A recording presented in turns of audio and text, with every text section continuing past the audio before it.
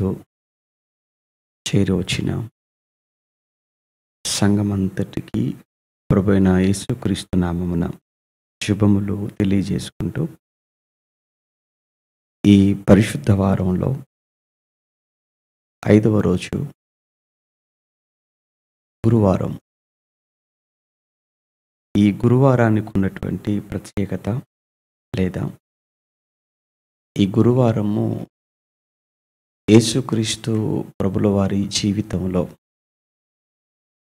చోటు చేసుకున్నటువంటి సంఘటనలు, అవి ఈరోజు మనం జ్ఞాపకం చేసుకోవాలి.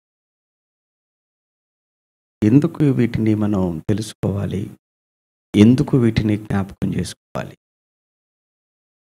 వీటిని మనం జ్ఞాపకం చేసుకొని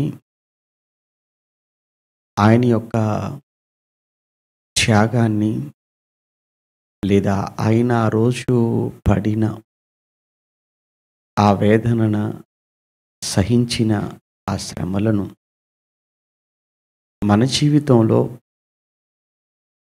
మనము కూడా వాటన్నిటినీ భరించవలసిన, అనుభవించవలసినటువంటి సమయం వచ్చినప్పుడు వాటిలో మనం కూడా సహనాన్ని చూపించుటకు, వాటిని బట్టి మనం ఆదరించబడటానికి ఇవన్నీ కూడా మనం తెలుసుకోవాల్సినటువంటి అవసరం ఉంది. ఈరోజు యేసుక్రీస్తు జీవితంలో ఒక ప్రధానమైన ఘట్టానికి మనం వెళ్తున్నాం. ఈ రోజును ఆయన అప్పగించబడటానికి ముందు, యాక్చువల్గా మనం గురువారంలో ఉన్నాం, కానీ వారికైతే ఆల్రెడీ శుక్రవారం ప్రారంభమవుతుంది. యూదుల యొక్క క్యాలెండర్ ప్రకారంగా, వారి సాంప్రదాయంలో ఆల్రెడీ వారు గురువారం సాయంకాలం 6 దాటిందంటే వారు శుక్రవారంలోనికి వారు ప్రవేశించినట్లు. ఆ రోజు ఆయన అప్పగించబడటానికి, అనగా శుక్రవారం లేదా గురువారం రాత్రి లేదా శుక్రవారం, ఆయన అప్పగించబడటానికి ముందు ఆయన జీవితంలో ఏం జరిగాయో అనేటువంటి విషయాలు ఒక్కొక్కటిగా మనం నేర్చుకునే ప్రయత్నం చేస్తాము. ముందుగా ముందు రోజు ఏం జరిగింది అంటే, గత రాత్రి మనం మాట్లాడుకున్నట్లు బుధవారం అనగానే ఒక ప్రాముఖ్యమైనటువంటి సంఘటన ఏంటంటే, ఆయన బేతనీయలోనే పూర్తిగా ఉండిపోయాడు. బేతనీయలో ఆయన విశ్రాంతి తీసుకున్నాడు అని మనం చెప్పుకోవచ్చు.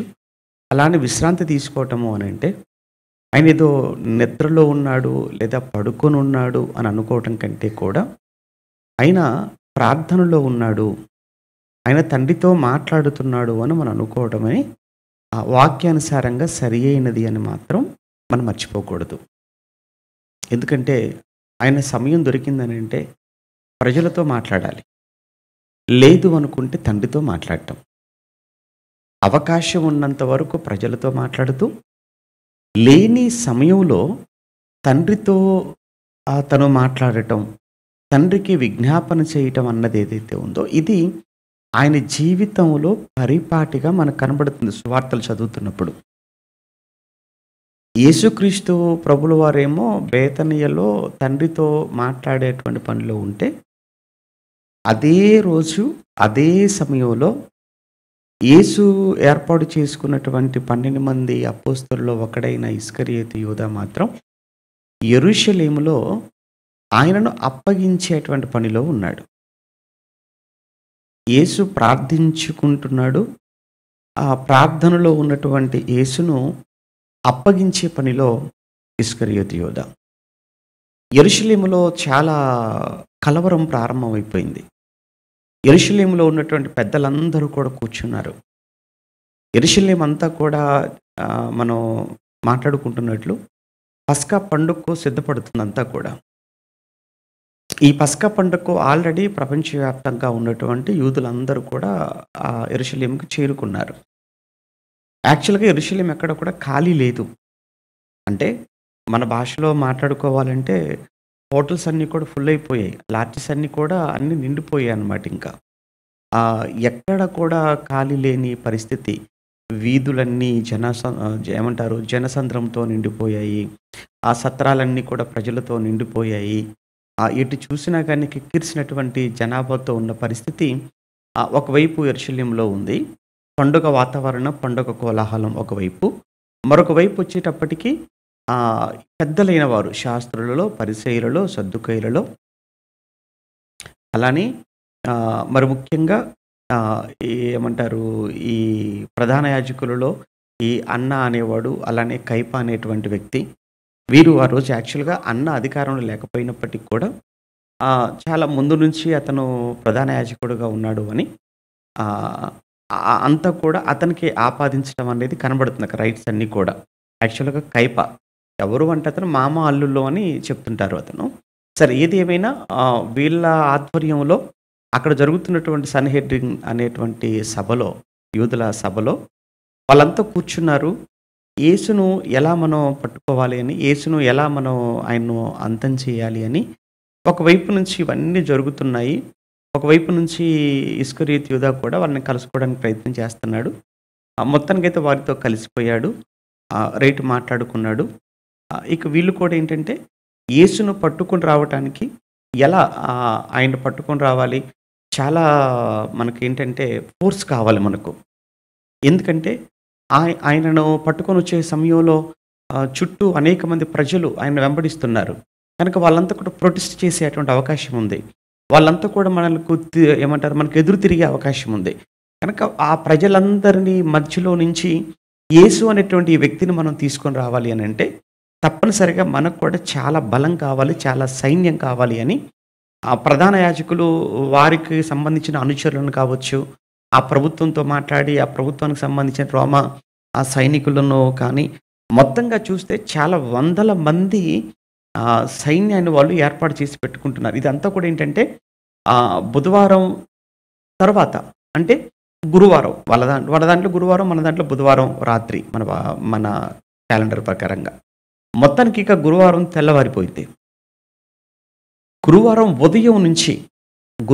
ఉదయం నుంచి ఏం జరుగుతున్నాయి ఒక్కొక్క పరిణామము అనే దాన్ని మనం చూస్తున్నప్పుడు గురువారం ఉదయానికి యేసు ప్రభుల వారు ఆయన విశ్రాంతి నుంచి ఆయన బయటకు వచ్చాడు అని మనం అనుకుంటే వెంటనే ఇక సాయంకాలము పస్కా ప్రారంభం అవుతుంది. అంతే కదా, వాళ్ళు గురువారం సాయంత్రం 6 అయిందనంటే శుక్రవారంలోనికి ప్రవేశిస్తారు. శుక్రవారం ఎంటర్ అయిందనంటే పస్కా పండుగ స్టార్ట్ అవుతుంది.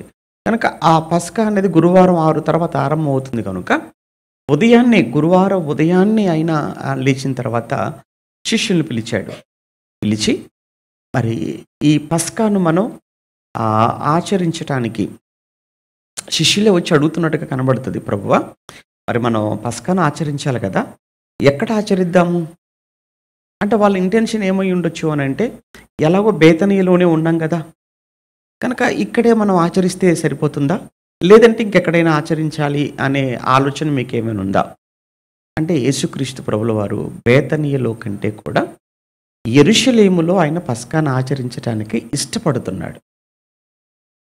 యాక్చువల్గా పస్కాను ఆచరించటానికి ఇష్టపడుతున్నాడు అన్నట్లుగా మనకు కనబడుతున్నా ఆయనే పస్కా బలి పశువుగా సిద్ధపడుతున్నాడు. ఇంకా దగ్గరగా వెళ్ళిపోతున్నాడు. యెరూషలేముకి వెళుతున్నాడంటేనే బలి అవటానికి సిద్ధపడి వెళ్ళిపోతున్నాడు అని అర్థం అవుతుంది అక్కడ మనకు.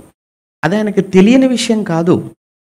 నిన్నటి దినాన మనం మాట్లాడుకున్నప్పుడు ఒక విషయాన్ని మనం మిస్ అయిపోయాం. ఏంటంటే యేసుక్రీస్తు ఆయన శిష్యులను కూర్చోబెట్టుకొని మాట్లాడుతున్నప్పుడు నేను యెరూషలేముకి వెళతాను, యెరూషలేముకి వెళ్ళిపోతే యెరూషలేములో నన్ను అరెస్ట్ చేస్తారు, అక్కడ మనిషి కుమారుడుగా నన్ను వారు హింసిస్తారు, నన్ను కొడతారు, కొరడాలతో నన్ను చంపుతారు అని ఒకసారి గుర్తు చేస్తాడు. యాక్చువల్గా అది మొదటిసారి ఏం కాదు వాళ్ళకి చెప్పటం. మీరు మార్కు సువార్తలో కానీ మత్తయి సువార్తలో కానీ చదువుతున్నప్పుడు అది వరకు కూడా చాలా సందర్భాల్లో గుర్తు చేస్తాడు. మనిషి కుమారుడు యెరూషలేమునకు వెళుచున్నాడు, అక్కడ ఆయన పట్టబడతాడు, ఆయన కొరడాలతో కొట్టబడతాడు, ఆయన చంపబడతాడు, తిరిగి 3వ దినాన లేస్తాడు అని ముందు నుంచే మాట్లాడుతుంటాడు ప్రభు. అంటే ముందు నుంచే వారందరినీ కూడా మెంటల్గా సిద్ధం చేస్తున్నాడు, వారందరినీ మానసికంగా సిద్ధం చేస్తున్నాడు. అందుకే మత్తయి గారు మీరు 17లో కానీ 18లో కానీ మీరు చదువుతున్నప్పుడు ఈ విషయాల గురించి మాట్లాడుతుంటాడు. అలా మార్కు సువార్త 8, 10 9 అధ్యాయంలో, 10 అధ్యాయంలో కూడా ఇదే విషయాన్ని అంటే ఆయన మరణాన్ని గురించి ముందుగానే మాట్లాడినట్లుగా కనబడుతుంది. మరలా సేమ్ ఇక్కడ కూడా బుధవారం కూడా మరలా ఈ విషయాలు గుర్తు చేస్తాడు. అంటే ఎందుకు? ఇక ఓన్లీ ఒకే ఒక్క రోజుంది వాళ్ళ చేతికి నేను అప్పగించే పట్టానికని మరలా ఒక్కసారి వాళ్ళకి గుర్తు చేస్తున్నాడు ఈ విషయాన్ని. అప్పుడు శిష్యులొచ్చేసి మరి పస్కా విషయం ఏమంటారు అంటే, బేతనీలో ఏర్పాటు చేద్దామా? అడిగినప్పుడు వాళ్ళ ఉద్దేశ ప్రకారంగా ఆయన అంటాడు, లేదు లేదు యెరూషలేములోనే పస్కాను మనం చేద్దాం అన్నప్పుడు, మరి యెరూషలేములో ఎక్కడ చేయాలి పస్కా? ఎందుకంటే ఇప్పటికే యెరూషలేం అంతా కూడా నిండిపోయింది కదా ప్రజలతో. అలానే ఎక్కడ కూడా ఏ ఇల్లు కూడా ఖాళీ లేదు కదా. మరి ఇటువంటి సిచ్యువేషన్‌లో మనం ఎలా పస్కాను మనం ఆచరించటం అనేటువంటి ప్రశ్న వచ్చేసింది. అప్పుడు ప్రభువు ఏం చెప్తున్నాడో వారికి ఆ విషయంలోనికి మనం వెళ్దాం. అంటే మొట్టమొదట మనం ఈ విషయంలో గురువారం అనగానే మనం గుర్తు చేసుకోవాల్సింది ఏంటంటే, పస్కా సిద్ధపాటు. పస్కా కొరకు సిద్ధపడుట అనే విషయాన్ని మనం మొదటిగా చూస్తుంటాం. ఈ విషయాన్ని మనం మత్తయిలో చూస్తాము, మార్కులో చూస్తాము, లూకాలో చూస్తాం. యోహాను గారు ఈ విషయాన్ని ప్రస్తావించరు. మీకు చెప్పాను కదా, నిన్న ఒక మాట చెప్పాను ఏంటంటే, మత్తయి, మార్కు, లూకా ఈ 3 సువార్తలను సమాంతర సువార్తలు అంటారు. సమాంతర సువార్తలు అని అంటే అవన్నీ కూడా ఒకే విధంగా ఉంటాయి. అంటే ఎక్కువగా ముగ్గురు సువార్తికులు కూడా ఒకరు చెప్పిన విషయాలే మరొకరు చెప్తుంటారు. కానీ యోహాను గారు మాత్రం ముగ్గురు చెప్పని విషయాల మీద ఎక్కువగా ఫోకస్ పెట్టాడు ఆయన. ముగ్గురు మిస్ చేసిన విషయాలు ఏవైతే ఉంటాయో ఆ విషయాలు ఎక్కువగా యోహాను గారు రాస్తారు. అందుకే మిగిలిన 3 సువార్తలకు యోహాను సువార్త అనేది కొంచెం భిన్నంగా ఉంటుంది. చాలా సమాచారం మనకి ఇందులో కనబడుతుంది, అందులో లేనిది. అలాని ఏమంటారు, కాంట్రడిక్ట్ అని మనం అనుకోకూడదు.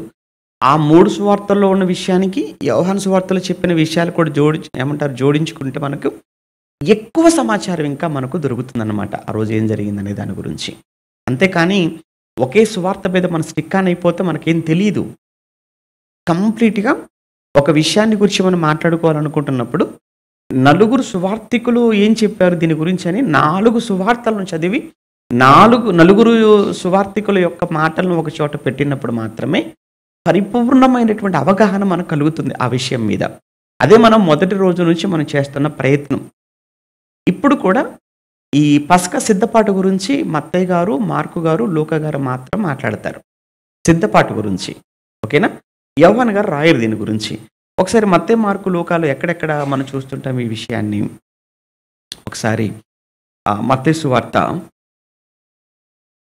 26వ అధ్యాయం, మత్తయి సువార్త 26వ అధ్యాయం 17 నుంచి 19.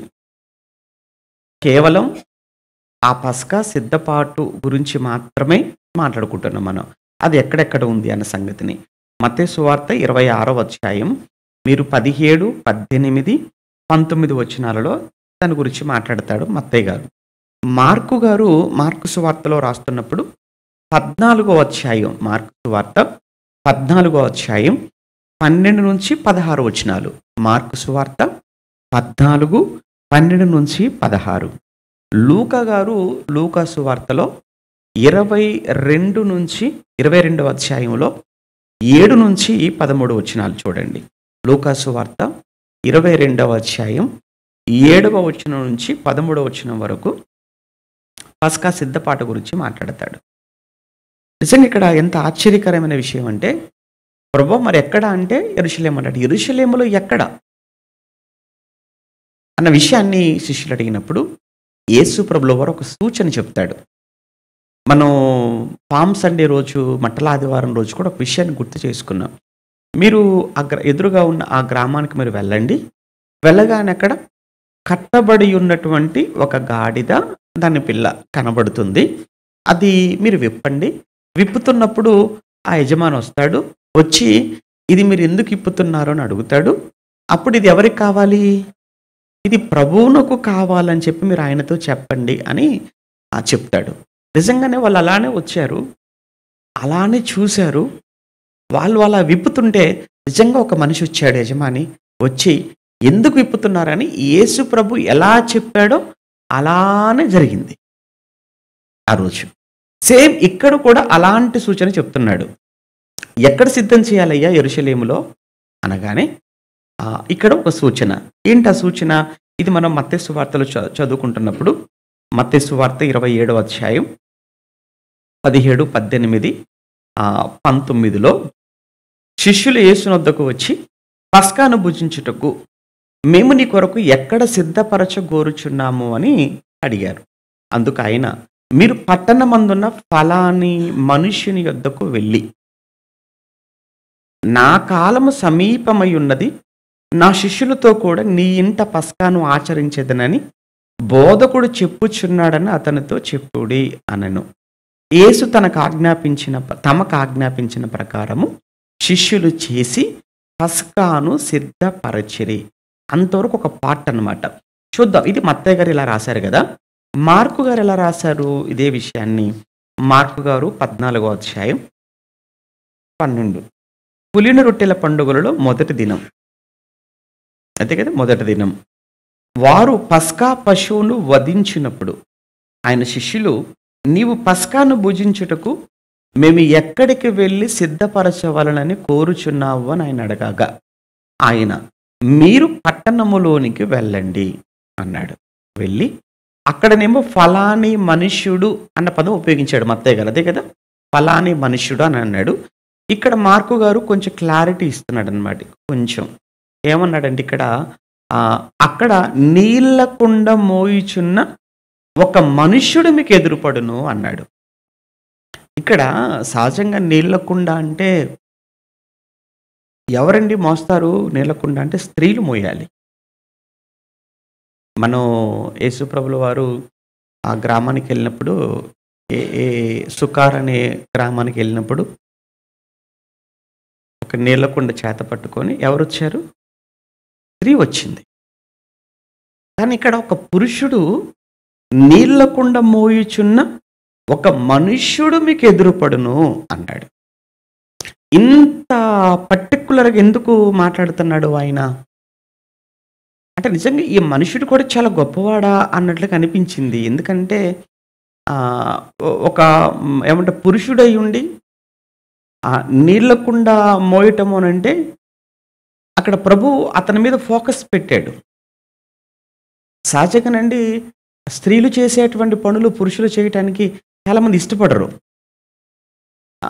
ఎందుకంటే ఏమంటారంటే పురుష అహంకారం అంటారు దాన్ని. ఏంటంటే నేను పురుషుణ్ణి కదా, నేను భర్తను కదా అనే ఒక రకమైనటువంటి ఒక అహంకారం. ఎందుకంటే ఇది ఎప్పటిది కాదు, ఇది ఎప్పటి నుంచో చాలా కాలం నుంచి మన సమాజంలో అది వేళ్ళూను కొనిపోయినటువంటి ఒక దరిద్రమైనటువంటి ఒక భావజాలం అనమాట అది. అందుకే మన దేశాన్ని ఏమంటారంటే పురుషాధిపత్య సమాజం మంది. అంటే ఎంతసేపు ఎలా ఉంటారు అని అంటే స్త్రీ కంటే పురుషుడు ఎక్కువ అన్న భావనలో పుట్టి, అదే భావనలో పెరిగి, ఆఖరికి క్రైస్తవ్యంలోకి వచ్చిన తర్వాత కూడా అదే ఫీలింగ్తో బతుకుతుంటారు చాలామంది పురుషులు. బయటికి చెప్పుకోరు కానీ స్త్రీలను, భార్యలను ఎంత టార్చర్ పెడుతుంటారో, ఎంత హింసిస్తుంటారో భర్తలు భార్యలను. ఒక గౌరవం లేకుండా మాట్లాడేటువంటి పురుషులు ఉంటారు. ఎక్కడ గురించో మాట్లాడట్లేదండి. క్రైస్తవ్యములో, సంఘాలలో నేను విన్న, చూసిన విషయాల గురించే మాట్లాడుతున్నాను. అది చాలా దారుణమైనటువంటి ఆలోచనలు, వాక్యానికి, దేవునికి విరుద్ధమైనటువంటి భావనలు అవి. ఒకరు ఎక్కువ, ఒకరు తక్కువ అన్న ఫీలింగ్ అనేది ఇక్కడ లేదు. పురుషుడు ఏమన్నా ఒక స్త్రీకి పురుషుడు ఏమనుకుంటాడంటే నా అవసరత ఉందనుకుంటాడు. కానీ నీ అవసరత ఆవిడకి ఎంత ఉందో నువ్వు అనుకుంటున్నావో, ఆవిడ అవసరత కూడా నీకంతే ఉంది. దేవుడు ఆదామును చేసి ఏదేని తోటలో పెట్టిన తర్వాత ఆదాము ఒంటరిగా ఉండి పనిలో ఉన్నాడు. అప్పుడు దేవుడు నరుడు ఒంటరిగా ఉండుట, పురుషుడు ఒంటరిగా ఉండుట పురుషుడికి మంచిది కాదు. మరి ఎవరు కావాలి తోడు? మరొక పురుషుని చేయలేదు. మరలా ఎవరిని తీసుకొచ్చాడు? స్త్రీని తీసుకొచ్చాడు. తీసుకొచ్చి ఏమన్నాడు? బానిస అనలేదు, సహకారి. సహకారి అంటే నీకు ఒక హెల్పర్‌గా వచ్చింది. నీకొక తోడుగా వచ్చింది. నీకొక సహకారిగా వచ్చింది. ఎట్టి పరిస్థితుల్లో చిన్న చూపు, తక్కువ చేసి మాట్లాడటం, అణిచివేయాలి అని అనుకోవటం, కాళ్ళ కింద పెట్టుకోవాలనుకోవటం, తల మీదకి ఎక్కి కూర్చోవాలని నువ్వు అనుకోవటం, నేను పురుషుడినే కదా ఆధిపత్యం చేస్తాను అనుకోవటం, అది చాలా దారుణం అది. అది చట్టాలు ఒప్పుకోవు, బైబిల్ అస్సలు ఒప్పుకోదు. దేవుడు అసలు ఒప్పుకోలేదు ఎక్కడ కూడా. ఇక్కడ ఎందుకు ఈ పాయింట్ మాట్లాడవలసి వచ్చిందనంటే అక్కడ చదువుతున్నప్పుడు నీళ్ళ కుండ మోయుచున్న ఒక మనుష్యుడు. ఏం మోయకూడదా పురుషుడైతే నీళ్ళ కుండ? పురుషుడైతే భార్యకు వంట విషయంలో కావచ్చు, ఇంట్లో పని విషయంలో కావచ్చు సహాయం చేయకూడదా? తప్ప ఏమైనా? తప్పేం కాదండి, చెయ్యాలండి, తప్పు కాదు. ఇక్కడ ఎందుకు మాట్లాడా ఈ విషయాన్ని అని చూసినప్పుడు నిజంగా ఆ వ్యక్తి మీద ప్రభువుకు కలిగినటువంటి ఆ కన్సర్న్, ఆ శ్రద్ధ. అందుకే నీళ్ళ కుండ మోయిచున్న ఒక మనుషుడు మీకు ఎదురుపడును, వాని వెంట మీరు వెళ్ళండి. వాడు ఎక్కడ ప్రవేశించినో ఆ ఇంటి యజమానుని చూచి, నేను నా శిష్యులతో కూడా పస్కాను భుజించుటకు నా విడిది గది ఎక్కడని బోధకుడు అడుగుచున్నాడని మీరు చెప్పండి. అతడు సామాగ్రితో సిద్ధపరచబడిన గొప్ప మేడగది మీకు చూపించును, అక్కడ మన కొరకు సిద్ధపరచుడని చెప్పి తన శిష్యులలో ఇద్దరిని అక్కడనేమో శిష్యులు అన్నాడు మత్తయి గారు మత్తయి సువార్తలో, ఇక్కడనేమో శిష్యులలో ఇద్దరిని. బాగా చూడండి, ఆ వేరియేషన్ చూడాలి. అక్కడ శిష్యులు, ఇక్కడనేమో శిష్యులలో అందరూ కాదు ఇద్దరు అంటాడు. లూకా గారి దగ్గరికి వెళ్ళామనుకోండి, ఆ ఇద్దరు ఎవరో పేర్లతో సహా చెప్తాడు. అందుకే మనం ఎప్పుడు కూడా బైబిల్ ఒక దగ్గర ఆగిపోకూడదు. మనం ఒక విషయాన్ని గురించి సువార్తికులు ఎవరెవరు ఏం మాట్లాడారు, ఎవరెవరు ఏం రాశారు, ఒక దగ్గరికి తెచ్చినప్పుడు మాత్రమే ఒక కంక్లూషన్ మనకు వస్తుంది ఆ విషయంలో. ఇప్పుడు లూకా గారి దగ్గరికి వెళ్ళామా, లూకా సువార్త 22వ అధ్యాయం, లూకా రాసిన సువార్త 22వ అధ్యాయం ఎన్నో వచనము? 7 నుంచి. పస్కా పశువును వధింపవలసిన పులియని రొట్టెల దినము రాగా యేసు పేతురును యోహానును చూచి అన్నాడు. ఎంత బాగుందో చూసారా? అక్కడ శిష్యులలో ఇద్దరు, ఆ ఇద్దరు పేతురు యోహాను అన్నాడు. అంటే ఇప్పుడు ఎవరు వెళ్ళారన్నమాట? ఇప్పుడు పస్కాను సిద్ధం చేయటానికి యెరూషలేముకు పేతురు గారు, యోహాను గారు వెళ్ళి, మీరు వెళ్ళి మనం భుజించుటకై పస్కాను మన కొరకు సిద్ధపరచుని వారిని పంపగానే వారు మేము ఎక్కడ సిద్ధపరచాలనుకుంటే విషయం సేమ్ మార్కుగా రాసిందే చెప్పాడు. మొత్తానికి వీళ్ళిద్దరూ వెళ్ళారు, ఉదయం వెళ్ళిపోయారు, అంతే కదా. మరి మార్నింగ్ బయలుదేరారు వీళ్ళు. యేసుప్రభు ఎక్కడున్నాడు? బేతనీలో ఉన్నాడు. మర్చిపోకండి, యేసుప్రభు ఎక్కడున్నాడు అని అంటే ఆయన బేతనీలో ఉన్నాడు. పస్కాను సాయంకాలానికి ఎక్కడ ఆచరించాలనుకున్నాడు? యెరూషలేములో ఆచరించాలనుకున్నాడు. యెరూషలేములో ఆచరించడానికి విడిది గది కావాలి కనుక ఆ గదిని సిద్ధం చేయటం కొరకు అని చెప్పి శిష్యులైనటువంటి పేతురు యోహాను పంపారు. ఇప్పుడు పేతురు యోహానులు వచ్చేసారు. మరి యూదా ఎక్కడున్నాడంటారా? యూదా వాడు అక్కడే ఉన్నాడు. ఎక్కడ? యెరూషలేములో. బుధవారం వెళ్ళిపోయాడు కదా. ఎందుకు వెళ్ళిపోయాడు? యేసుప్రభుకు స్వాగతం చెప్పడానికా? లేదు, ఆయనను చంపడానికి, ఆయనను అప్పగించటానికి వారితో కలిసిపోయాడు, యెరూషలేములో ఉండిపోయాడు.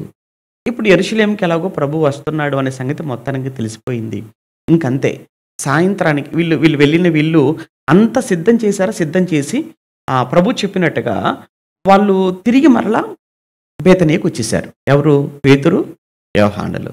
ఎప్పుడైతే వాళ్ళు అక్కడ ఏర్పాట్లన్నీ చేసి బేతనీకి వచ్చేసారో, వచ్చిన తర్వాత యేసు ప్రభు ఇప్పుడు మిగతా శిష్యులందరితో కలిసి 11 మందితో కలిసి అలాగ వాడు అక్కడే ఉన్నాడు. ఎవరు? యూదా. ఈ 11 మందిని బేతనీ నుంచి వెంట పెట్టుకొని ఇప్పుడు ప్రభు ఎక్కడికి వస్తున్నాడు? యెరూషలేముకు వస్తున్నాడు. ఎందుకు వస్తున్నాడు యెరూషలేముకు? పస్కాను భుజించుటకు, పస్కాను ఆచరించుటకు వస్తున్నాడు. అది సరిగ్గా మనం మత్తయి సువార్త, మార్కు సువార్త చదువుతున్నప్పుడు ఎంత బాగుంటుందంటే, మార్కు 14:17 చూద్దామా? మార్కు 14:17 సాయంకాలం అయినప్పుడు అంటే ఎప్పుడు? గురువారం అది. అంతే కదా! గురువారము సాయంకాలం అయినప్పుడు ఆయన తన 12 మంది శిష్యులతో కూడా వచ్చెను. అంటే ఇప్పుడు ఎవరు కూడా కలిసిపోయారనమాట. ఆ 11 మందితో ఎవరు కలిసారు? యోధా కూడా కలిసిపోయాడు. ఎందుకంటే వీళ్ళు ఎలాగో వచ్చారు కదా! పేతురు గారు, యోహాను గారు.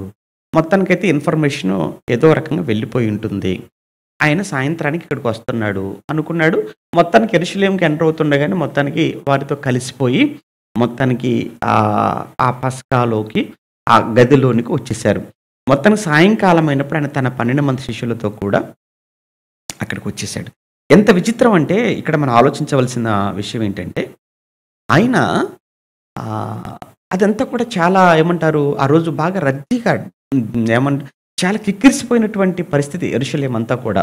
దారులు గానీ, ఏమంటారు? గదులు కానీ అన్నీ మొత్తం ఎక్కడ ఖాళీ లేకుండగా నిండిపోతే ఆయనకు ప్రత్యేకంగా ఒక గది ఎలా దొరికింది? రెండోది బోధకునికి కావాలి అని అనగానే అతను కూడా మారు మాట మాట్లాడకుండగా అతను కూడా ఎలా ఒప్పుకున్నాడు? ఈ విషయాలు ఆలోచిస్తుంటే మొత్తానికి ఆ వ్యక్తికి యేసు గురించి తెలిసే ఉండాలి. యేసు ఏమంటారు అనంటే ఆ రోజుల్లో అదంతా కూడా పస్కా సీజన్ కాబట్టి ఎవరెవరైతే రూములు ఎక్స్ట్రా ఉంటాయో ఆ రూములలో ఇలా దూర ప్రాంతాల నుంచి అనేక దేశాల నుంచి యూదులు వస్తారు కనుక వాళ్ళు వచ్చేదే పస్కాను ఆచరించడానికి కాబట్టి పస్కాను ఆచరించడానికి ఆ రూమ్స్ ఆ గదులన్నీ కూడా ఎలా ఉండాలో ఏమేమి అవసరమో వాటన్నింటితో కూడా సిద్ధం చేసి వాళ్ళకి అద్దెకిచ్చేస్తారు.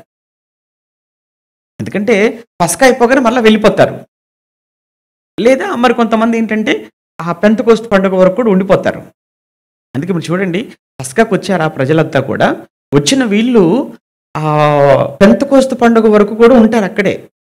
ఎందుకంటే పెంతెకోస్తు పండుగ ఎప్పుడు వచ్చింది? ఇది అయిపోయిన 50వ రోజే కదా! మరలా ఈ 50 రోజుల కొరకు ఈ పండుగ అయిపోయిన తర్వాత వారం రోజులు ఇక్కడే ఉండాలి. ఎందుకంటే ఇది వారం రోజుల పండుగ ఇది పస్కా పండుగ అంటే. ఇప్పుడు ఇది ఒక వారం రోజులు ఇక్కడే ఉండిపోయి మరలా ఇక్కడి నుంచి ఎక్కడో రోమ్‌కి వెళ్ళాలంటే ఆ రోజుల్లో అంతా కూడా ఓడ ప్రయాణాలు కదా! పోవడానికి ఒక నెల రోజులు పడుతుంది. మళ్ళీ రావడం ఇదంతా ఎందుకు రిస్క్ అని ఎలాగో వచ్చాం గనక ఒక 40 రోజులు ఆగితే పెంతెకోస్తు పండుగ కూడా వచ్చింది కాబట్టి ఇక్కడే ఉండి ఆ పెంతెకోస్తు పండుగ కూడా చూసుకొని వెళ్ళిపోదాం అనుకొని వస్తారు. అందుకే మనం అపోస్తలుల కార్యం 2వ అధ్యాయం చదువుతున్నప్పుడు అక్కడ పెంతెకోస్తు పండుగ రోజున 3000 మంది పేతురు గారి ప్రసంగానికి వాళ్ళంతా కూడా మారు మనసు పొంది బాప్తిస్మం పొందుతారు. వారిలో ఎవరెవరు ఉన్నారు అనంటే సుమారు ఒక 12, 13 దేశాల నుంచి వచ్చినటువంటి యూదుల్లో ఉన్నవారు అని చెప్పి అక్కడ రాయబడుతుంది. అంటే వాళ్ళంతా లోకల్ పీపుల్ కాదు, వాళ్ళంతా ఆయా దేశాలలోకి చెదిరిపోయి ఆ పండుగకు వచ్చిన వాళ్ళు. అలానే ఆ పండుగకి వచ్చారు అనుకుంటే లేదు, ఆ పండుగకు ముందు వచ్చిన పండుగ ఏంటి? పస్కా. కనుక పస్కాకు వచ్చేసి పస్కా అయిపోయి ఆ తర్వాత పెంతెకోస్తు వరకు ఉండి పెంతెకోస్తు చూసుకొని వెళ్ళిపోతారు. ఓకే. కానీ ఇలాంటి పరిస్థితుల్లో ఆయనకు ఒక గది దొరకటం, అది కూడా సిద్ధపరిచిన గది దొరకటం అనేది అది చాలా ఆశ్చర్యంగా ఉంది. అది ఆయన ముందు చూపు. ఆయనకు తెలుసండి అంతే ఇంకా. అందు గురించి ఆయన మనస్సును ఎవరైతే ఆ యజమాని ఉన్నాడో దానికి సంబంధించిన యజమాని వీళ్ళు వెళ్ళి చెప్పగానే ఆయన ఒప్పేసుకున్నాడు అని అంటే మొత్తానికి అతనికి యేసు ప్రభు గురించినటువంటి తెలిసి ఉండాలి, ఆయన మీద ఆయనకు అభిమానం ఉండాలి, ప్రేమ ఉండాలి. అందువల్ల ఆయనకు ఒక అలాంటి సిచ్యువేషన్లో రూమ్ దొరకటం అనేది అది కాస్త ఆశ్చర్యంగా మనకు అనిపించవచ్చు. కానీ అది దేవుని ఏర్పాటు అంతే, మనం ఏం మాట్లాడడానికి లేదు. రైట్. ఇక ఇప్పుడు శిష్యులతో పాటు అంతా కలిసి ఇప్పుడు ఆ పస్కాను ఆచరించడానికి ఆ గదిలో కూర్చున్నారు. ఇప్పుడు పస్కాను ఆచరించే విషయంలో నెక్స్ట్ ఇప్పుడు వీళ్ళంతా కూడా పస్కాను ఆచరించేటువంటి సమయంలో రెండవది ఏంటంటే ఇక యేసుక్రీస్తు ప్రభువు చెప్తారు ఇది చివరి పస్కా. యేసు ప్రభువులు వారు ఉంటారా? ఇంకా తెల్లవారి ఆయన సిలువలో చనిపోతాడు. అంటే శిష్యులతో కలిసి ఒక మనిషిగా పస్కాను భుజించటం అనేది తన జీవితంలో చివరిది. ఎందుకంటే ఆయనే ఇక రేపు ఇంకోటి ఏంటంటే అసలు ఇక పస్కా పండుగ లేదు. ఇక ఎందుకు లేదు పస్కా పండుగ అంటే ఇక ఆయనే పస్కా పశువుగా వధించబడుతున్నాడు. ఆయనే పస్కా బలి పశువుగా వధించబడుతున్నాడు. మీరు కొరింథీ పత్రిక చదువుతున్నప్పుడు పస్కా పశువైన యేసుక్రీస్తు అని మాట్లాడతాడు కదా! కొరింథీయులకు రాసిన మొదటి పత్రిక 5వ అధ్యాయంలో 7వ వచనం చూడండి ఒకసారి. కొరింథీయులకు రాసిన మొదటి పత్రిక 5:7లో మీరు పులిపిండి లేనివారు గనుక క్రొత్త ముద్ద అవుటకై ఆ పాతదైన పులిపిండిని తీసి పారవేయుడి. ఇంతేగాక క్రీస్తు అను మన పస్కా పశువు వధింపబడెను. క్రీస్తు అను మన పస్కా పశువు వధింపబడెను. ఇక మరలా పస్కా పండుగ అనేది ఏమీ లేదు. క్రీస్తే పస్కా పశువుగా వధించబడ్డాడు. ఆయన వధతో ఇక అన్ని బలులు నిలిచిపోయాయి. ఇక యేసుక్రీస్తు బలి తర్వాత ఇక పస్కా పండుగ, పర్ణశాల పండుగ, పెంతెకోస్తు పండుగ ఈ పండుగలు ఉన్నాయా? లేవు. వీటన్నిటికీ ఫుల్ స్టాప్, వీటన్నిటికీ స్వస్తి, సమాప్తం జరిగిపోయింది. ఎందుకంటే దినాన మనం మాట్లాడుకోవాల్సిన ఒక పాయింట్లో యేసుక్రీస్తు ఆయన సిలువలోనికి వెళ్ళిపోతున్నాడు అని అంటేనే సిలువలో ధర్మశాస్త్రాన్ని ఆయన ఏం చేయబోతున్నాడు? మేకులతో కొట్టి ఆ ధర్మశాస్త్రములో ఉన్నటువంటి పండుగల, ధర్మశాస్త్ర సంబంధమైన బలుల, ధర్మశాస్త్ర సంబంధమైన ఆచారాల, ధర్మశాస్త్ర సంబంధమైన ప్రతి దానిని కూడా ఆయన ఏం చేయబోతున్నాడు? ఆయన మేకులతో సిలువలో దాన్ని కొట్టి దాన్ని తీసివేసి ఇక మీకు మాకు మధ్య ఉండిన ద్వేషము అని అంటాడు. మన ఉభయులను ఏం చేయబోతున్నాడు ఇప్పుడు ఆయన? ఏకం. అంటే ఈ ధర్మశాస్త్రం బట్టే కదా వాళ్ళు యూదులు మేము అన్యులు అనే ఫీలింగ్స్ ఉన్నాయి. కాబట్టి ఇప్పుడు ఏ ధర్మశాస్త్రాన్ని బట్టి యూదులు అన్యులు అనేటువంటి తారతమ్యం ఉందో ఇప్పుడు ఆ ధర్మశాస్త్రాన్ని ఆయన నెరవేర్చి తీసివేయబోతున్నాడు. కనుక ఎప్పుడైతే ఇక ఆయన సిలువలో మరణించేశాడో ఈ ధర్మశాస్త్రం సమాప్తి అయిపోయింది. అంటే ఇక పస్కా లేదా? ఇక లేదు. ఆయనే పస్కా పశువు అయిపోయాడు. ఇప్పుడు ఒకవేళ ఇప్పుడు మనకు పస్కా ఉందంటే అదే మనం తీసుకునేటువంటి ప్రభురాత్రి భోజనం. ఎందుకంటే మనం ఇది చిన్నది కాదు మనం చేసేటువంటి పస్కా. ఇప్పుడు మనం ఆచరించేటువంటి ప్రభురాత్రి భోజనం అన్నది ఏదైతే ఉందో మనం ఆదివారం మనం తీసుకునేటువంటిది, ఆ రోజు మనం ఎవరిని మనం జ్ఞాపకం చేసుకుంటున్నామంటే పస్కా పశువుగా వధింపబడిన యేసును కదా మనం జ్ఞాపకం చేసుకుంటున్నాం. ఇక మనకు నిత్యము నిరంతరము ఇదే తప్ప ఇక మరలా భౌతికమైనటువంటి బలులు, భౌతికమైన పండుగలంటూ మనకేమీ లేవు. అది చివరిది. ఇక ఆ పస్కాను ఆచరించడానికి శిష్యులతో పాటు కూర్చున్నాడు. ఈలోపు ఆ శిష్యుల మధ్య ఏమంటారు అనంటే చిన్నపాటి వివాదం వారి మధ్య ప్రారంభమైంది. ఇంతకీ వారి మధ్య ప్రారంభమైనటువంటి ఆ వివాదం ఏంటంటే ఎవరు గొప్ప, ఎవరు గొప్ప? ఎక్కడ రాయబడింది ఇది? ఒకసారి చూస్తారా? లూకా సువార్తలో రాస్తాడు. లూకా గారు రాశారు కదా, లూకా సువార్త 22వ అధ్యాయంలో. లూకా సువార్త 22వ అధ్యాయము 24వ వచనం. లూకా సువార్త 22:24లో తమలో ఎవడు గొప్పవాడుగా ఎంచబడునో అను వివాదము వారిలో పుట్టగా, ఇదేం కొత్తగా పుట్టింది కాదు, ఆల్రెడీ గతంలో కూడా ఒకసారి వచ్చింది వాళ్ళలో. ఎవరిలో? 12 మంది శిష్యులండి. ఇప్పుడు ఉన్న సిచ్యువేషన్ ఏంటంటే యేసుప్రభుల వారి పరిస్థితి బాగుందా? ఆయన ముందు రోజు ఆయన చాలా కలవరపడ్డాడు అని మనం చదువుకున్నాం, చూసారా? మాట్లాడుకున్నాం. ఎందుకయ్యా అంత కలవరపడుతున్నాడు అని అంటే ఈ రాత్రికి జరగబోయే పరిణామాలు చాలా భయంకరంగా ఉండబోతున్నాయి. ఆయనకు తెల్లవారితే ఆయన అనుభవించబోయే భయంకరమైన మరణశిక్ష కళ్ళ ముందు కదులుతుంది. ఇలాంటి పరిస్థితుల్లో వీళ్ళు దేని గురించి మాట్లాడుకుంటున్నారు, దేని గురించి వాదం పెట్టుకుంటున్నారంటే మనలో ఎవడు గొప్ప? ఏమనాలి వాళ్ళను? మనలో ఎవడు గొప్ప? ఇప్పుడున్న సిచ్యువేషన్ ఏంటి? ఆయన మాట్లాడుతున్న మాటలేంటి? మీరు మాట్లాడుకుంటున్న మాటలేంటి? ఇప్పుడు ఇది అవసరమా? అలానే ఇది మొదటిసారి కాదని చెప్పాను కదా, గతంలో కూడా ఒకసారి అలానే జరిగింది. ఎక్కడ? యేసుక్రీస్తు, పేతురు గారు, యాకోబు గారు, యోహాను గారు ఏమంటే ఆయన శిష్యులతో పాటు కొండ మీదకి వెళ్ళినప్పుడు ఆయన రూపాంతరం చెందుతాడు కదా, రూపాంతర కొండ అని చదువుకుంటాం మత్తయి సువార్త 17వ అధ్యాయంలో. ఇందుకు వచ్చేసరికి అక్కడ ఒక వ్యక్తిని, రోగంతో ఉన్నటువంటి ఒక వ్యక్తిని యేసుప్రభుల వారు బాగు చేసిన తర్వాత వారందరిని వెంట పెట్టుకొని తిరిగి వస్తుంటాడు. ఒకసారి మీరు ఎక్కడండి? మత్తయి సువార్త 17వ అధ్యాయం కదా, 17వ అధ్యాయంలో మీరు చదువుతున్నప్పుడు, ఆ 17వ అధ్యాయంలో ఆ వ్యక్తిని బాగు చేసి తిరిగి వచ్చేటప్పుడు వారిలో ప్రారంభమైనటువంటి ఒక వివాదం. వారిలో ఎవరు గొప్ప అనేటువంటి ఆ విషయంలో వారి మధ్య కలిగిన వివాదానికి ఇది చూడండి 18వ అధ్యాయం మొదటి వచనంలో, ఆ కాలమున శిష్యులు యేసునొద్దకు వచ్చి, పరలోక రాజ్యములో ఎవడు గొప్పవాడు? హ్మ్. ఎందుకొచ్చింది మీకు ఇప్పుడు ఈ విషయం ఎందుకొచ్చింది ఈ ప్రస్తావన? ఇక ఇంకొక విషయం కూడా చెప్తాను. ఎవడు గొప్ప అనేటువంటి విషయంలో ఏకంగా ఈ ఏమంటారు యాకోబు గారు, యోహాను గారు ఇద్దరు అన్నదమ్ములు గదా! వారి తల్లి ఉంది చూసారా? వారి తల్లి పేతురు, యాకోబుల తల్లి. అంటే జెబెదయి కుమారులని పిలువబడతారు. ఆయన భార్య గారు. ఈవిడ ఒక్క అడుగు ముందుకేసింది అసలే. ఏసి వీరిద్దరిని కూడా ప్రభువు దగ్గరికి తీసుకెళ్ళిపోయి, ఈవిడ ఎంత పెద్ద పొజిషన్ కోరుకుందో తెలుసా పిల్లలకు?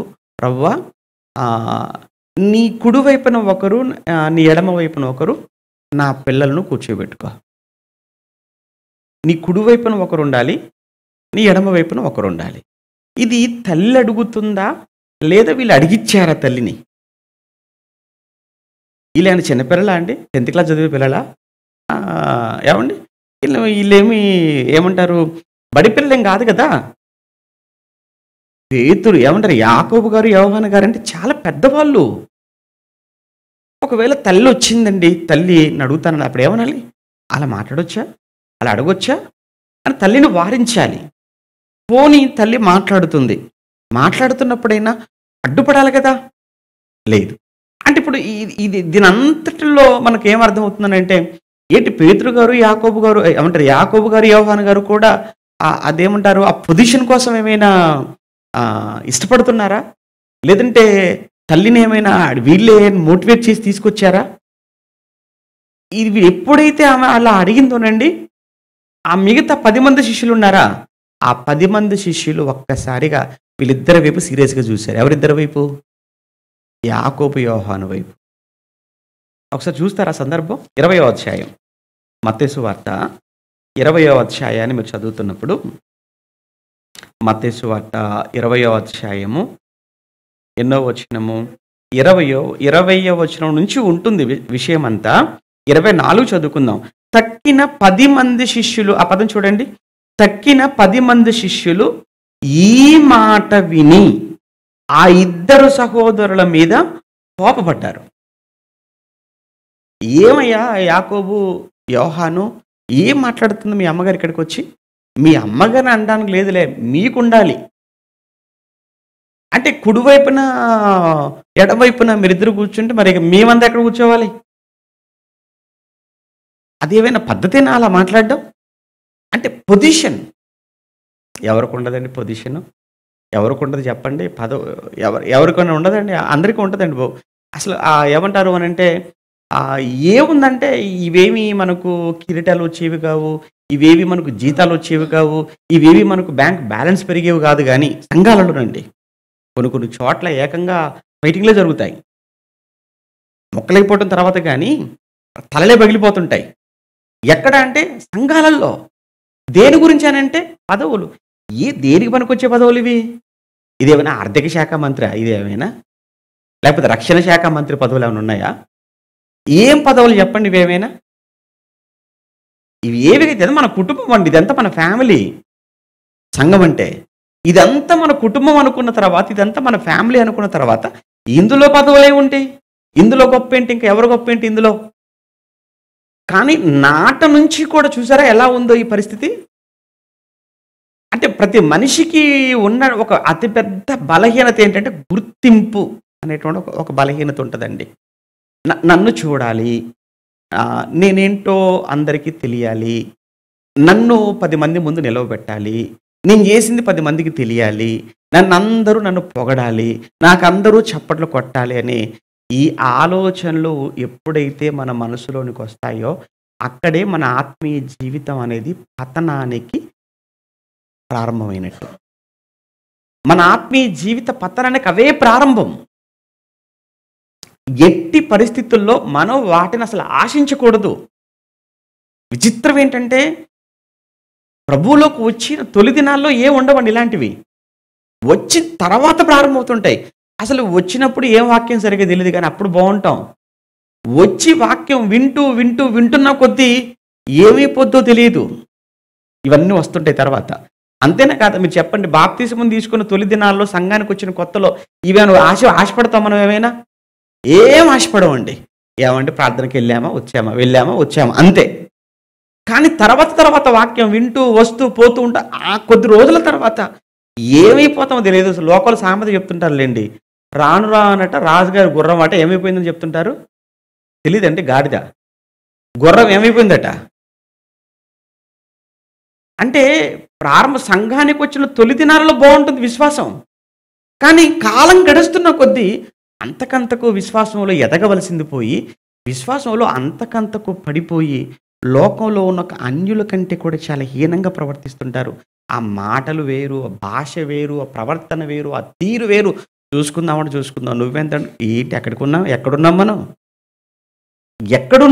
ఎక్కడికి వచ్చాం మనం. ఇదంతా ఎందుకు అని అంటే ఒకటే, ఏంటంటే గుర్తింపు, పదవులు. ప్రియులారా, పదవి అన్నది ఏంటో చెప్పమంటారా? ఒక రకంగా ఇది కూడా ఒక విగ్రహారాధన, ఒక విగ్రహం. మన విగ్రహం అనగానే మనుషుల చేతులతో చేసింది అని అనుకుంటాం మనం. అదే కాదు, దేవుడి స్థానాన్ని ఆక్రమించే ప్రతిదీ అదేమవుతుంది? విగ్రహం. మన విగ్రహారాధికులు అనగానే మనం అనవసరంగా మన హైందవుల గురించి మాట్లాడుతుంటాం. వాళ్ళ గురించి అసలు మాట్లాడాల్సిన పని లేదు. మన దాంట్లోనే బోళ్ళంతమంది విగ్రహారాధికులు ఉన్నారు. దేవుని కంటే నువ్వు దేనికి ఎక్కువ ప్రియారిటీ ఇచ్చినా అదేమవుతుంది? అది విగ్రహం. ఆయన ఏమన్నాడు తెలుసా? అసలు నాకంటే ఎక్కువగా తల్లిని కానీ, తండ్రిని కానీ, భార్యని కానీ, భర్తను కానీ, అన్నదమ్ములు కానీ, భూములు కానీ ప్రేమించేవాడు నాకు పాత్రుడు. అంటే ఆయన కంటే ఎక్కువ అసలు వీళ్ళనే ప్రేమించొద్దు అని అన్న తర్వాత, ఆఫ్టర్ ఆల్ పనికి మాలినవండి ఇవన్నీ. ఏం పనికి వస్తాయి చెప్పండి ఇవన్నీ? దేనికి అక్కడికి వచ్చేవి కావు.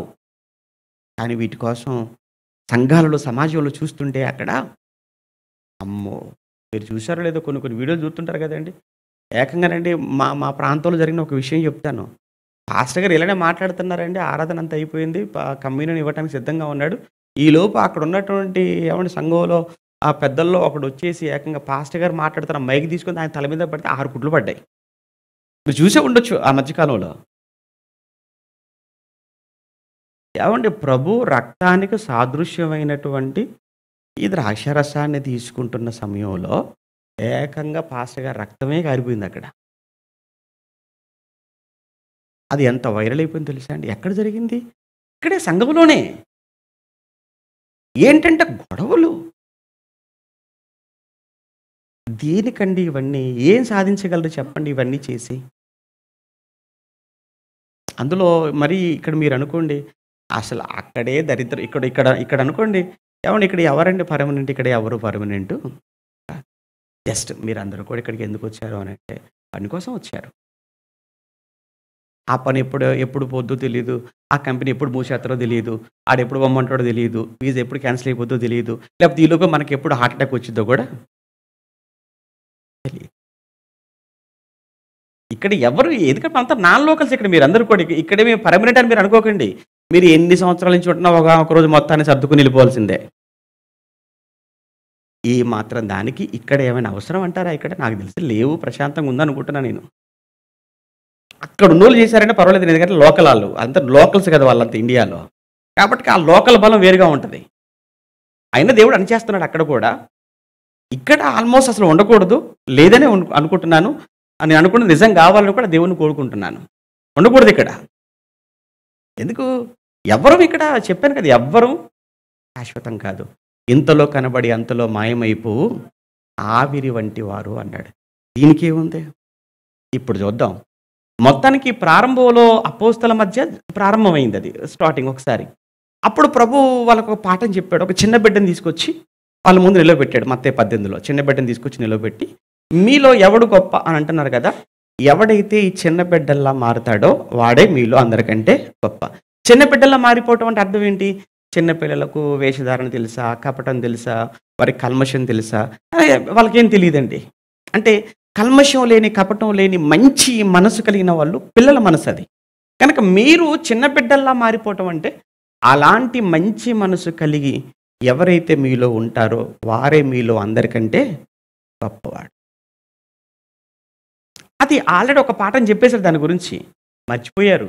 మర్చిపోయి యేసు ప్రభులు వారు అప్పగించబడటానికి సిద్ధంగా ఉంటే పస్కాను ముందు పెట్టుకొని ఇప్పుడు వీళ్ళలో ఏం ప్రారంభమైంది? వివాదం. దేని గురించిన వివాదం? పస్కా ముందు పెట్టుకొని చూడండి. పస్కా ముందు పెట్టుకొని వివాదం పెట్టుకుంటున్నారు. పస్కాను ముందు పెట్టుకొని వివాదం పెట్టుకుంటున్నారు వాళ్ళు. దేని గురించిన వివాదం అంటే మళ్ళా మనలో ఎవడు గొప్ప. అదే జరుగుతుంది ఇక్కడ. ఎక్కడ? లూకా సువార్తలో. లూకా రాసిన సువార్త 20వ అధ్యాయం 22వ అధ్యాయం 24వ వచనం. లూకా సువార్త 22-24లో తమలో ఎవడు గొప్పవాడుగా ఎంచబడునో అను వివాదము వారిలో పుట్టగా. వాదం వేరు, వివాదం వేరండి. వాదం అంటే చిన్నది, వివాదం అంటే పెద్దగా అయిపోయింది అనమాట. అది వివాదము పుట్టగా ఆయన వారితో ఇట్లా, నేను అన్ని జనములలో రాజులు వారి మీద ప్రభుత్వం చేయుదురు, వారి మీద అధికారము చేయువారు ఉపకారుల అనబడుదురు. మీరైతే అలాగ ఉండరాదు. మీలో గొప్పవాడు. సహజంగా అన్యుల్లో ఏం జరుగుతుందంటే గొప్పడనేవాడు కుర్చీ మీద కూర్చుంటాడు, మిగతా వాళ్ళందరితో పని చేపిస్తాడు. అది లోకంలో జరుగుతున్నది.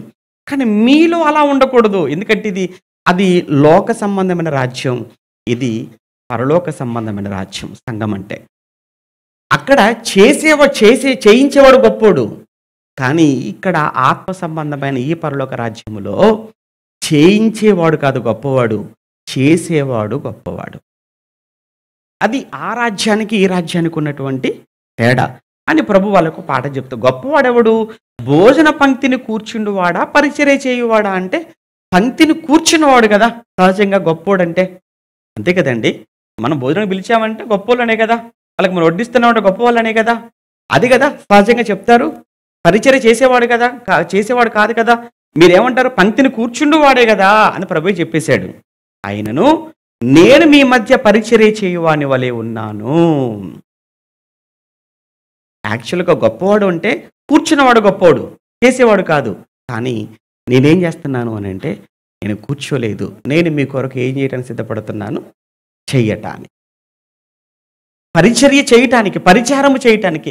ఎవరండి ఆ మహానుభావుడు? లోకాలను కలగజేసిన వాడండి. ఎవరండి ఆయన? సృష్టికర్త అండి. ఎవరండి ఆయన? ఆయన లేకుండా ఏది కలగలేదండి. అలాంటి ఆయన ఈ భూమి మీదకి వచ్చి అప్పటి వరకు వారికి ఒక గురువుగా ఉండి, అప్పటి వరకు వారికి ఒక బోధకుడుగా ఉండి, అప్పటి వరకు ఎంతో జ్ఞానం చెప్పి, ఎన్నో సూచక్రియలు, ఎన్నో అద్భుతాలు చేసి తిరిగి వారికి ఆయన పరిచర్య చేయడానికి సిద్ధపడుతున్నాడు అని అంటే, ఇది యేసుక్రీస్తును గొప్ప చేసినటువంటి గొప్ప కార్యక్రమం ఏంటంటే, ఆయన తన్ను తాను ఎంతగా రిక్తుడిగా చేసుకోవాలో, ఎంతగా తగ్గించుకోవాలో అది చూపిస్తున్నాడు. అందుకే మీరందరూ కూర్చోండి అన్నాడు. అందరినీ కూర్చోబెట్టాడు. అందరికీ ఆయన పైన ఉన్నటువంటి ఏమంటారు, ఆయన పైన వస్త్రాన్ని తీసివేసి ఆ తువాలు తీసుకొని నడుము కట్టుకున్నాడు. ఒక పళ్ళెం తీసుకురమ్మన్నాడు. పళ్ళెంలో నీళ్లు పోసాడు. వాళ్ళ పాదాలు ఆ పళ్ళెంలో పెట్టి కడగటం ప్రారంభించాడు. దీని గురించి అండి మత్తయి గారు కానీ, మార్కు గారు కానీ, లూకా కానీ రాయలేదండి. మీరు చూడండి, ఈ విషయం మత్తయి, మార్కు, లూకాలో కనబడదు. ఈ విషయాన్ని ఎవరు రాస్తారంటే యోహాను గారు మాత్రమే రాస్తారు ఈ విషయాన్ని. అంటే యోహాను గారు రాయటంలో అంటే బహుశా యేసు ప్రభుల వారండి యోహాను గారి పాదాలు పట్టుకున్నప్పుడు ఆయనలో కలిగిన ఎమోషన్స్, ఫీలింగ్స్ ఎలా ఉంటాయండి? నిజంగా ఒక పెద్ద వ్యక్తి వచ్చేసి మన తల మీద చేయేశాడు అనుకోండి, ఎంత గొప్ప ఆశీర్వాదం అనుకుంటాం. అంత పెద్ద వ్యక్తి నా తల మీద చేయేశాడు. ఒక పెద్ద వ్యక్తితో షేక్ హ్యాండ్ తీసుకుంటే ఎలా? మీరు అప్పుడప్పుడు చూస్తున్నారు కదా, కొన్ని ఏమండి హీరోస్ కానీ, తర్వాత హీరోయిన్స్ కానీ, లేకపోతే పెద్ద పెద్ద సెలబ్రిటీస్ అనుకున్న వాళ్ళు చూస్తానికి వేల మంది వస్తారు. వాళ్ళకి చేతి షేక్ హ్యాండ్ ఇవ్వడానికి ఎంత కష్టపడుతుంటారు, ఎంత కష్టం. వాళ్ళ షేక్ హ్యాండ్ వాళ్ళ చేయి తగిలింది అనుకోండి, అబ్బబ్బబ్బా అది పెద్ద దీవెన, పెద్ద ఆశీర్వాదం అనుకుంటారు వాళ్ళు. అలాంటిది సృష్టికర్త అయినటువంటి యేసుక్రీస్తు ప్రభుల వారు ఒక్కొక్కరి పాదాలు పట్టుకుని ఆయనే కడుగుతున్నాడు అంటే అది మిగతా వాళ్ళ ఫీలింగ్ ఎలా ఉందో ఏమో కానీ యోహాను గారు మాత్రం ఆ అనుభూతిని మర్చిపోలేకపోయాడు కనుకనే ఆ అనుభూతిని యోహాను గారు మాత్రమే రాశారు. ఎందుకంటే అక్కడ మీరు 4 సువార్తలు అన్నప్పుడు అండి ఒకటి గుర్తుపెట్టుకోండి. 4 సువార్తలలో మత్తయి, యోహాను ఇద్దరు మాత్రమే అపోస్తలు అక్కడ ఉన్నవాళ్ళు. మార్కు అపోస్తలుడు కాదు. లూకా గారు కూడా అపోస్తలుడు కాదు. వాళ్ళిద్దరూ అపోస్తలు కారు. 12 మందిలో ఉన్న వాళ్ళు వీళ్ళిద్దరు మాత్రమే, మత్తయి, యోహాను. మత్తయి గారు వ్రాసారు కానీ ఈ విషయాన్ని ఆయన స్కిప్ చేశారు. కానీ యోహాను గారు మాత్రం ఈ సందర్భాన్ని చాలా నీట్‌గా, చాలా చక్కగా రాస్తూ వచ్చాడు. ఒకసారి అక్కడికి వెళ్ళాలి మనం. ఎందుకంటే అక్కడికి పస్కాకు ముందు జరిగినటువంటి విషయం ఇదంతా కూడా. అందుకే పస్కాకు ముందు జరిగిందంటే అవును, పస్కాకు ముందు జరిగింది విషయం ఇది. యోహాను సువార్త 13వ అధ్యాయం 3 నుంచి చదువుతున్నప్పుడు, తండ్రి తన చేతికి సమస్తమును అప్పగించిననియు, తాను దేవుని యొద్ద నుంచి బయలుదేరి వచ్చిననియు, దేవుని యొద్దకు ఎరిగి భోజన పంక్తిలోంచి లేచి తన పై వస్త్రమును అవతల పెట్టి వేసి తువాలు తీసుకుని నడుము కట్టుకొని అంతటా పల్లెములో నీళ్లు పోసి శిష్యుల పాదములు కడుగుటకు తాను కట్టుకొని ఉన్న తువాలు తుడుచుటకు మొదలు పెట్టాను. ఇట్లు చేయొచ్చు ఆయన సీమోను పేతురు దగ్గర రాగానే ప్రభువా అన్నాడు ఒక్కసారిగా. ఎవరు? పేతురు గారు.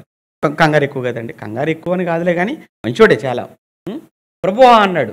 ఏంటి ఆయన, ఏమైంది పేతురు అనగానే, నీవు నా పాదములు కడుగుతావా? మేమందరూ కదా నీ పాదాలు కడగాలి, మేమందరూ నీ పాదాలు కడిగినా తక్కువయ్యా, అంత గొప్పోడు అయ్యా నువ్వు. అలాంటిది మేమంతా నీ పాదాలు పట్టుకొని నీ పాదాలు కడగవలసింది పోయి నీవు నా పాదాలు కడగటమా? నో నో నో, వద్దు వద్దు వద్దు వద్దు అని అవాయిడ్ చేస్తున్నాడు. ఎవరు? పేతురు గారు. అందుకు యేసు ఇట్లు చేయించు ఏమన్నాడు? అందుకు యేసు, నేను చేయించున్నది ఇప్పుడు నీకు తెలియదు కానీ ఇక మీద తెలుసుకుంటావు. పేతురు, నీవెన్నడను నా పాదాలు కడగరాదని ఆయన పేతురు గారు అనగానే, అలా అయితే అలా వద్దన్నావు అనుకో, నీతో నాకు పాలేదనగానే, అమ్మమ్మ అలా అయితే అలా అయితే వద్దు వద్దు వద్దు, కడిగేసి ఒక కాలేంటి నాయన మొత్తం కడిగేసి నన్ను. ఎవరు మాట్లాడుతున్నారు? పేతురు గారు మాట్లాడుతున్నారు. అప్పుడు ప్రభు అన్నాడు, అదేంటి స్నానం చేసేవాడు ఆల్రెడీ పాదాలు ఏమంటాడు అక్కడ, పాదములు మాత్రమే నా చేతులు తల కూడా కడుగుమని చెప్పి సత్యం చూసి స్నానం చేసిన వాడు పాదములు తప్ప మరి ఏమీ కడుక్కోనక్కర్లేదు. ఆల్రెడీ స్నానం చేసి వచ్చేసారు కదా. ఇప్పుడు ఏంటంటే పాదాలు మాత్రం కడుక్కుంటే సరిపోదు భోజనానికి ముందు. కనుక అతడు కేవలం పవిత్రుడయ్యను, మీరును పవిత్రులు కానీ మీరు కూడా పవిత్రులు కానీ మీలో అందరూ పవిత్రులు గారు. మీరు పవిత్రులే కానీ మీలో అందరూ పవిత్రులు గారు అని అన్నాడు. ఆయన ఎందుకు అన్నాడు ఆ మాట అంటే, వారిలో 12 మందిలో ఎవరున్నారు? ఇస్కరియోతు. ఇక్కడ అద్భుతమైన మరొక విషయం ఏంటంటే మనం ఆలోచించవలసింది, యేసు ప్రభు 11 మంది కాదు, ఇస్కరియోతు యూదా పాదాలు పట్టుకొని వారి పాదాలు కూడా ప్రభు కడిగేశాడు. ఇక్కడ మనం బాగా నేర్చుకోవాల్సిన విషయం ఏంటంటే, ఇప్పుడు మిగతా శిష్యులకు తెలియదు ఇస్కరియోతు యూదా అప్పగిస్తాడు అనేటువంటి సంగతి, ఆడే దొంగ ద్రోహి అనే సంగతి, అంటే అప్పగించబోయేది అతని అనే సంగతి. కానీ ఎవరికి తెలుసా? యేసు ప్రభుకు తెలుసండి. తెలిసిన తర్వాత కూడా యేసు ప్రభును తనతో పాటు ఆ పసకాలు కూర్చోబెట్టుకోవటం కానీ అందరి పాదాలు కడుగుతున్నప్పుడు ఇస్కరియోతు యూదా పాదాలు కూడా ప్రభు పట్టుకొని ఆ పాదాలు కడుగుతున్నప్పుడు కనీసం ఆయన పాదాలు టచ్ చేయగానే ఎక్కడో ఒక చోట వాడి గుండెకి తగిలి ఆ స్పర్శ వాడి మనసు ఎక్కడైనా మారి కనీసం ఇప్పుడైనా వాడు డ్రాప్ అయిపోతే బాగుండు కదా అని ప్రభు అనుకోడా? ఖచ్చితంగా అనుకుంటాడు. ఎందుకంటే ప్రభుకున్న మనసు ఏంటో తెలుసా అండి, ఏ ఒక్కడు కూడా నశించిపోవటం ఆయనకి ఇష్టం లేదు. అంటే వాడు అలాంటి వాడు అని తెలిసి కూడా ఈ రాత్రికి వీడే నన్ను అప్పగించబోతున్నాడు, రేపు తెల్లవారితే నేను సిలువనెక్కడానికి వీడే కారణమవుతాడు అని ఎంత తెలిసి ఆ మహానుభావుడు అతని పాదాలు పట్టుకొని కడుగుతున్నాడు అని అంటే, మనమైతే ఆ పొజిషన్లో మనం చేయగలమంటారా? మనల్ని ఎవరైనా ఒక మాట అన్నాడో లేదో కూడా కన్ఫర్మ్ అన్నాడో తెలిస్తేనే ముఖం తిప్పేసుకుంటాం. అన్నాడో లేదో మనం కన్ఫర్మ్ చేసుకోండి, అన్నాడో లేదో తెలిస్తే ఎవడో చెప్తేనే ముఖం తిప్పేసుకుంటాం, మాట్లాడడం మానేస్తుంటాం. ఇక వాళ్ళు ఒకటి అన్నారో లేదో మనకు తెలియదు కానీ ఈ లోపు అది మనం కన్ఫర్మ్ చేసుకోకుండా 10 మాటలు అనేస్తాం వాళ్ళ కోసం మనం. ఇది మన భక్తి, ఇది మన జీవితం. అలాంటిది అతనికి ద్రోహం చేశాడు అంటే నిజంగా అతను పిలిచిన భోజనం పెట్టగలవా? అతని ఆపదలో ఉంటే అతను నువ్వు సహాయం చేయగలవా? నిజంగా అతని పాదాలను నువ్వు పట్టుకోగలవా? అతని పాదాలను కడగగలవా? అది యేసుప్రభు. మనం ఏం నేర్చుకుంటున్నాం? ఏమండి ఇవన్నీ మనం చేయమండి, కానీ ప్రభు భోజనం మాత్రం ఖచ్చితంగా తీసుకుంటామండి. ఆ రోజు మాత్రం చూసారా అందరూ వస్తారండి. కానీ ఒక్కసారి నిన్ను నువ్వు ఎందుకు ఆలోచించుకో. ప్రభు చేసిన త్యాగాన్ని స్మరించుకుంటూ ప్రభు చేసినటువంటి అర్పణను నువ్వు ఏమంటే నువ్వు జ్ఞాపకం చేసుకుంటున్నప్పుడు అసలు దానికి ముందు ప్రభు ఎలా ఉన్నాడు, ఆయన ఏం చేశాడు, దీన్ని తీసుకుంటున్నది అసలు ఎందుకు తీసుకోవాలి, తీసుకున్న ముందు నేను ఎలా ఉన్నా నేను ఒక్కసారి నిన్ను నువ్వు ఎందుకు ఎగ్జామిన్ చేసుకో, నిన్ను నువ్వు ఎందుకు పరిశీలించుకో. అంత బాగున్నావా? అంత ఖచ్చితంగా ఉన్నామా మనం? ఎవడు అయోగ్యముగా పుచ్చుకుంటాడో అని మాట్లాడతాడు. ఎవడు అయోగ్యముగా తీసుకుంటాడో వాడు శిక్ష అంటాడు. వాడు అపరాధి అంటాడు. ఒక్కసారి మీరు ఆలోచించండి. ఎందుకంటే ఆ రోజు జరిగిన విషయాలు ఇంకా చాలా ఉన్నాయి. మనకి దీనికే సమయమైపోయింది. మొత్తానికి దీని తర్వాత ఇస్కరియోతు యోధ అక్కడ కూర్చున్న వాళ్ళందరిలో కూడా ఒకటే ప్రభు ఎప్పుడైతే ఈ మాట అంటాడో, ఈరోజు రాత్రికి నేను అప్పగించబడతాననగానే, మీలో ఒకటి నేను అప్పగిస్తాననగానే ఒక రకమైన కలవరం ప్రారంభమైపోయింది. అందరూ మీలో ఒకటనేసరికి మత్తయ్య గారు కానీ మార్కు కానీ రాస్తున్నప్పుడు బహు దుఃఖపడ్డారు అని, బహు దుఃఖాక్రాంతులయ్యారు అని అక్కడ రాయబడుతుందండి. ఎవరు మత్తయ్య మార్కు గారు రాసినప్పుడు చాలా వేదనలు, ఏంటి మాలో ఒకడా, ఎవరు ఎవరు ఎవరు ఎవరు అని ఒక రకమైనటువంటి కలవరం బయలుదేరిపోతుంది. అప్పుడు వెంటనే ప్రభు అంటాడు, నేను ముక్కని ఎవరికైతే ముంచిస్తానో అంటాడు. ఎప్పుడైతే తీసుకుని ముంచి అతని చేతికి ఇచ్చేసాడో యోధాకు, సాతాను వాడిలోనికి ప్రవేశించాడు. అప్పుడు వెంటనే ప్రభు అంటాడు, యోధా నువ్వు చేసేదేదో త్వరగా చెయ్యి. ఈ మాట అనగానే మిగతా అపోస్తలకు అప్పటికి ఇంకొక ఆలోచన రాలేదండి, అనుమానం రాలేదండి. నువ్వు చేసేది త్వరగా చేయమంటున్నాడు అని అంటే బహుశా ఏమైనా కొనవలసిన ఏమైనా ఉన్నాయేమో, లేదంటే ఎందుకంటే డబ్బు సంచి వాడి దగ్గర ట్రెజరీ ఆడి దగ్గర ఉంది కదా, లేదంటే రేపు పొద్దున అవసరమైనవి ఇంకేమైనా కొనడానికి ఏమైనా ఆ కార్యక్రమాలు ఏమైనా పెట్టాడేమో, చేయమంటున్నాడేమో అనుకున్నారు తప్ప ఇతనే అప్పగించబోయేదనే సంగతి మాత్రం అప్పటికి తెలియదు. ఎప్పుడైతే ఇక ప్రభు ఓపెన్ అప్పుడు నేనా ప్రభు అందరూ అంటుంటారు. అప్పుడు ఇస్కరియోతు ఒకటి ఏమంటారో తెలుసా అండి, నేనా ప్రభువా? మత్తయి సువార్తలో రాస్తాడు మత్తయ్య గారు, నేనా అని అంటాడు. వాడికి తెలియదండి. అప్పటికే బుధవారం వెళ్ళిపోయాడు, మాట్లాడాడు, రేట్ ఫిక్స్ చేసుకున్నాడు, అడ్వాన్స్ తీసుకున్నాడు, వచ్చేసాడు.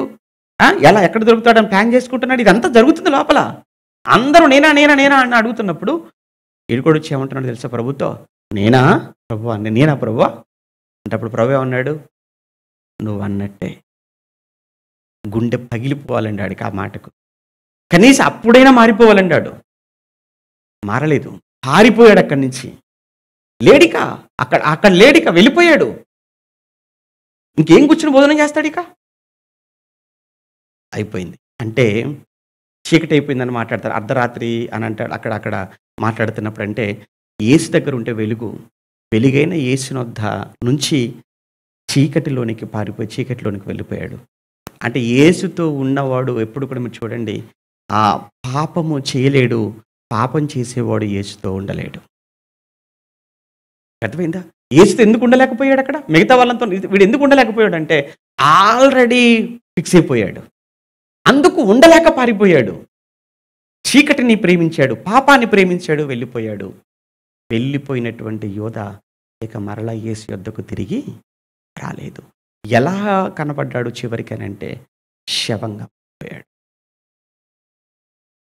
యేసుకు దూరమైన, సంఘానికి సహవాసానికి దూరమైన ఏ ఒక్కరి జీవితాలు బాగుపడినట్టుగా చరిత్రలో ఎక్కడా లేదు.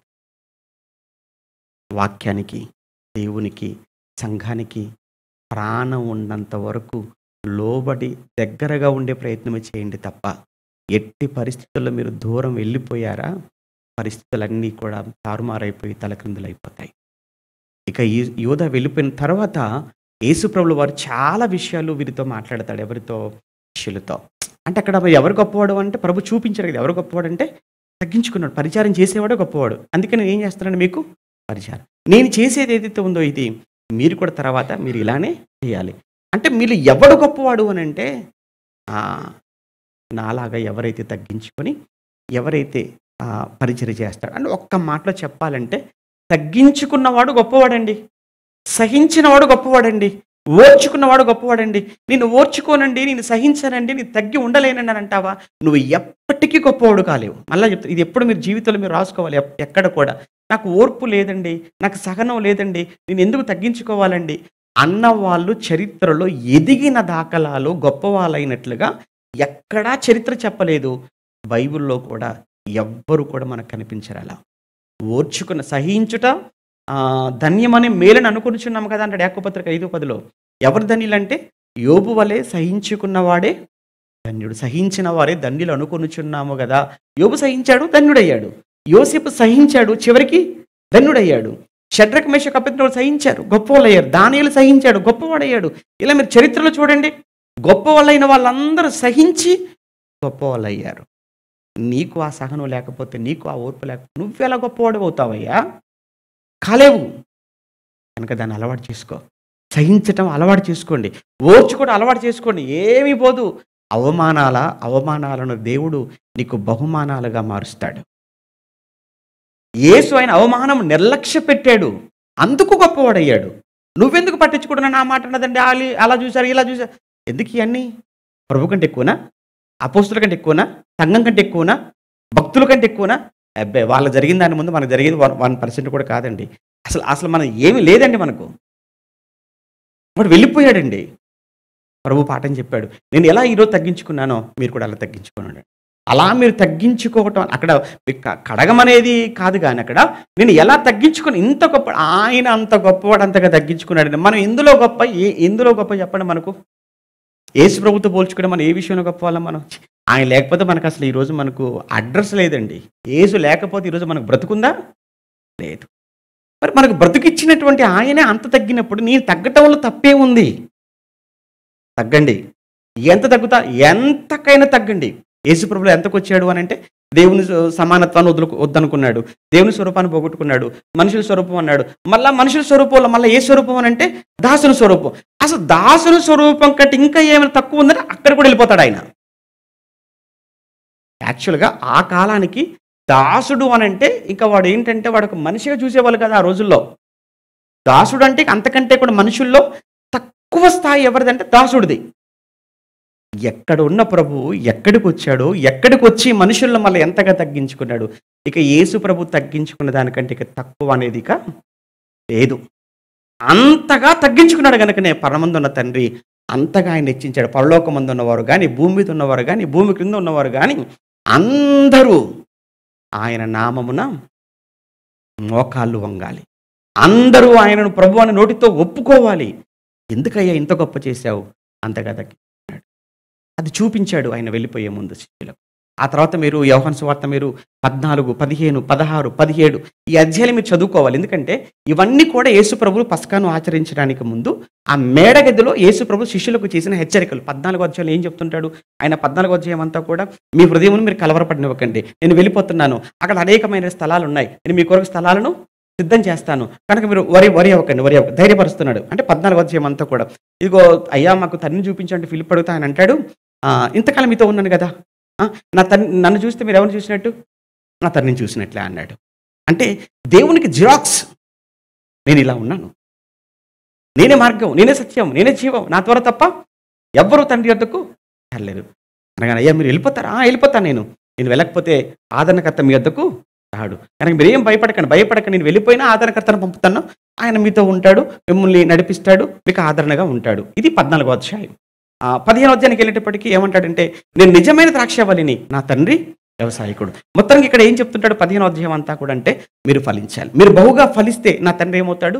మహిమపరచబడతాడు. కానీ మీరు దేవుణ్ణి మహిమపరచడం అంటే అర్థం ఏంటంటే కేవలం పాట పాడతారంటే కుదరదు. పాట పాడటం ఎంత ముఖ్యమో నీ నుంచి ప్రేమ, సంతోషం, సమాధానం ఈ ఫలాలు ఉన్నాయి చూసారా, ఈ ఫలాలు రావడం కూడా అంతే ముఖ్యం.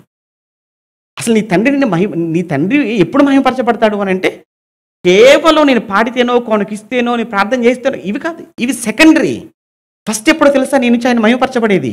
నీ ఆత్మీయ జీవితం బాగున్నప్పుడు, నీ హృదయం బాగున్నప్పుడు, నీ మనసు బాగున్నప్పుడు, కల్మషం లేకుండా బ్రతుకుతున్నప్పుడు, అప్పుడు నిన్ను చూసి పరలోకపు తండ్రి ఏమవుతాడు? మహిమ. అది ఆయనకు కావాల్సిన మహిమ. ఆ తర్వాత నువ్వు పాడేవనుకో, ఇప్పుడు కయ్యనంటేనే వాడి వాడి క్రియలు బాగోలేవండి, కానీ అర్పణ తెచ్చాడండి, ఇప్పుడు తీసుకున్నాడు దాన్ని. అంటే కయ్యను అర్పణ స్వీకరించాలంటే ముందు ఎవరు బాగుండాలి? కయ్యను బాగుండాలి. దేవుడికి అర్పణ ఎందుకు? అలా నువ్వు పాట పాడొచ్చు, కాదంటం లేదు, నువ్వు నడిపించవచ్చు, కాదంటం లేదు, కానీ దీనికంటే ముందు ఏది బాగుండాలి? నా హృదయం, నా బ్రతుకు బాగుండాలి.